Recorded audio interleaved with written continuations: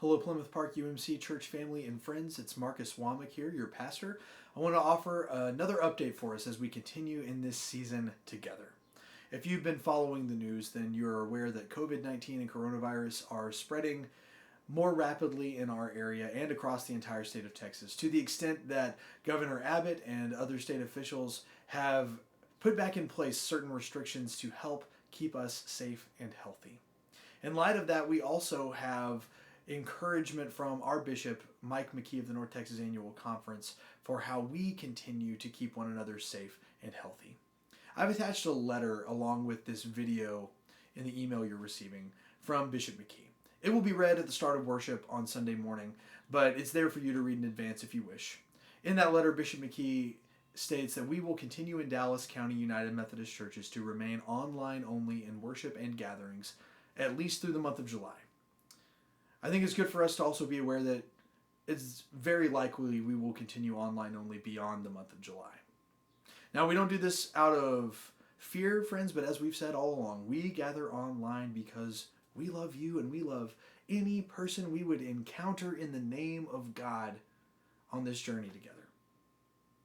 We want to make sure that you're safe and healthy and that we abide by the general rules that John Wesley has given all Methodists and how we live out our faith. That we first do no harm, then do good, and then attend to those ordinances of God, the ways that help us stay in love with God.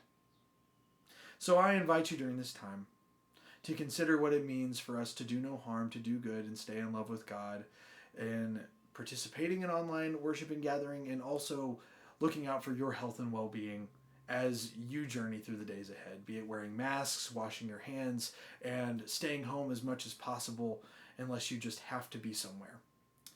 Now, in our faith life together, I know you may have some questions or follow-up that initially we all thought this would just be a few weeks, and how novel that we could worship online, and okay, we didn't want to worship online during Easter, but maybe we can make this work. But now we continue in an open-ended, prolonged season where this is our normal at this point.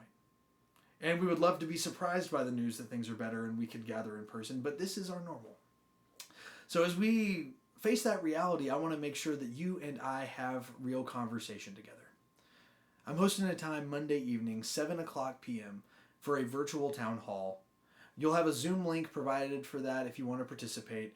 Kathy Bongfeld sent our all-church email with some of that information. You can send questions to her by noon on Monday. This is a time for dialogue and conversation, and more importantly, it's a time for us to be in prayer together. So we'll have some time intentionally in prayer and in Scripture on Monday at 7 p.m., but also we'll have that blessed time for us to have real live conversation with one another, to hear each other's voices, to see each other's faces. And I hope that that's a blessing for you, and I hope that's something we continue to do on a regular, ongoing basis. Maybe not every week, but at least every few weeks during this prolonged season for us to have live in-person gatherings and updates. And we'll provide some information about how the church is doing with the building and some financial information, and also just to continue to talk about what we're doing as a church to face this season well, out of love and out of care. Our Ministers' Council has been meeting and talking about any next steps we would take as a church. Our staff is working diligently and prayerfully to keep your safety and care and love for you and our community as our top priority as we follow God's love on the road ahead. So I hope you'll worship with us this weekend. Our Associate Pastor, Reverend Audra Welch-Malvez, has a wonderful sermon for us tomorrow that I know will be a blessing for you.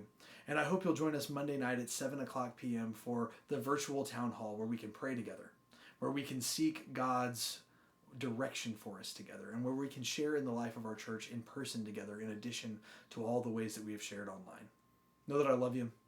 I care about you. You're in my heart and in my prayers, and I can't wait to engage with you in worship Sunday and to see you Monday night at our town hall. Peace, friends.